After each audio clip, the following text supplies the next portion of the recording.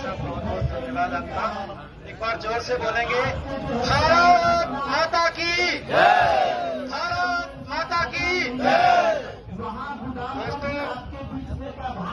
ये लड़ाई केवल पेंशन की लड़ाई नहीं है। आज जिसके लिए हम यहाँ पर उपवास कर रहे हैं, नाम से तो केवल पेंशन लगती है, लेकिन ये लड़ाई केवल पेंशन की नहीं है। ये लड़ाई एक के खिलाफ आजादी की, ये लड़ाई है प्राइवेटाइजेशन के खिलाफ, ये लड़ाई है ऑटोनॉमस बॉडीज बनाने के खिलाफ, ये लड़ाई है निगमीकरण के खिलाफ।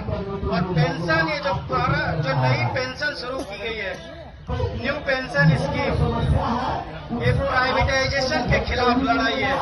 देखने में आज तमाम लोग जो प्राइवेटाइज सेक्टर हो गए, जो कॉर्पोरेटाइज हो गए, वो आज हमारे साथ चलने के लिए शायद तैयार नहीं है। बहुत तक भी ये पैगाम पहचाना चाहता हूँ कि ये लड़ाई हम सबकी एक है, भले ही उसके नाम अलग अलग हो, चाहे कॉर्पोरेट हो, चाहे निगमीकरण हो, चाहे निजीकरण हो, चाहे स्वायत्त विभाग हो, लेकिन ये सभी की लड़ाई, पुरानी पेंशन बहाली की लड़ाई एक ही लड़ाई है।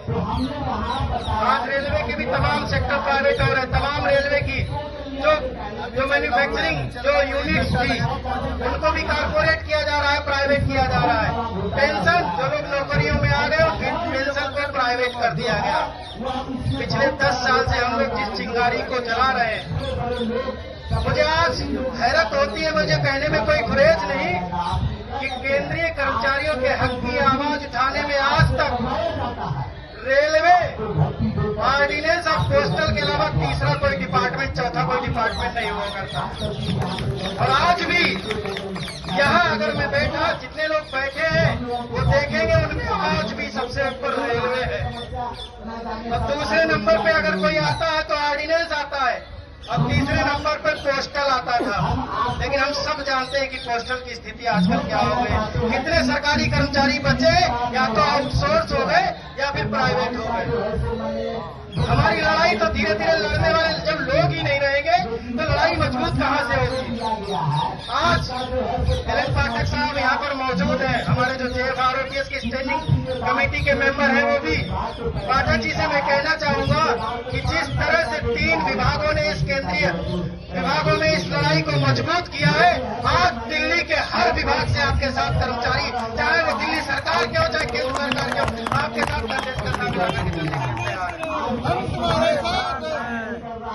आज अभी हमारे सुधीर भाई कह रहे थे, सुधीर भाई स्वास्थ्य विभाग से आते हैं, हम शिक्षा विभाग से, हमारे साथ कई शिक्षा विभाग के साथ ही बैठे, तो स्वास्थ्य विभाग के साथ ही बैठे।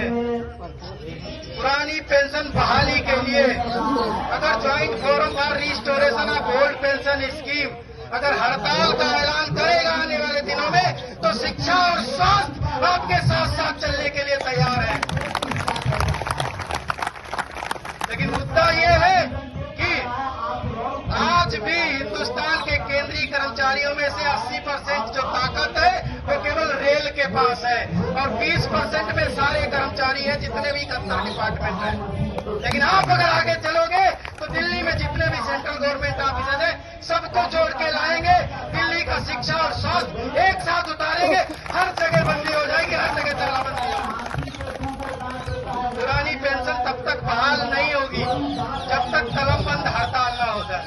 हम सब जानते हैं इस चीज को, और ये भी जानते हैं, जब बार बार कह रहे हैं कि मोदी सरकार, मोदी सरकार, हम सब जानते हैं अभी 3 राज्यों के जो चुनाव हुए, उससे भी कहीं ना कहीं हमारे आंदोलन को कमजोरी मिली है। क्यों? क्योंकि हमने दिखाया, कुछ लोगों ने दिखाया कि वोट की ताकत, और वोट की ताकत बार बार चिल्लाने से कुछ नहीं होगा। आप तो बदल दो उसे। अगर आप कह रहे 85 लाख कर्मचारी और कर्मचारियों के परिवार हैं, तो 85 लाख 8 करोड़ 50 लाख वोट में बदल जाए और सत्ता को उतार के पैदल कर दे।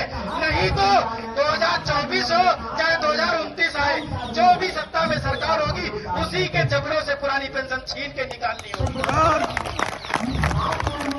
हम इस मंच से साफ कहना चाहते हैं, हमारा काम सरकारें बदलना नहीं है, हम कर्मचारियों के हित की बात उठाने के लिए आए। लेकिन अगर हमारी पुरानी पेंशन बहाल नहीं हुई तो ये 85 लाख कर्मचारी परिवारों को जरूरत पड़ी तो सत्ता को भी बदल करके दिखाएंगे, 2024 में ही बदल करके दिखाएंगे। मैं इस मंच से फिर से कहूंगा कि जिस joint forum for restoration old pension scheme, जहां 36 से ज्यादा देश के और राज्यों के जितनी भी यूनियनें हैं, एसोसिएशन है, वो इसके साथ कंधे से कंधा मिला करके चल रही है। आज उपवास का आखिरी दिन है और सभी हमारे देश में एक कहावत है कि भूखे पेट के आदमी से जो दुआ निकलती है वो भी काम करती है, और जो बददुआ निकलती है वो भी काम करती है।